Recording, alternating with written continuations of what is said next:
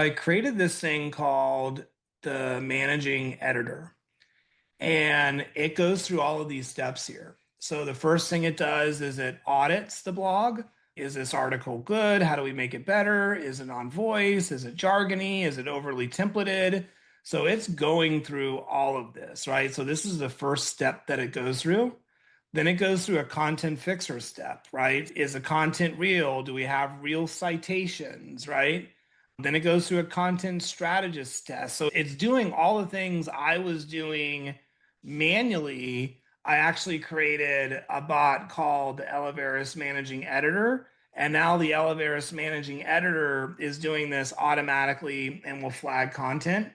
The other thing that'll happen too is when I created the bot, it also will not publish content. It'll put it as a draft and it will flag our Slack channel if there's anything that it feels that might not pass, particularly if it's making anything about compliance or legal type of claims. It'll automatically flag it as a draft.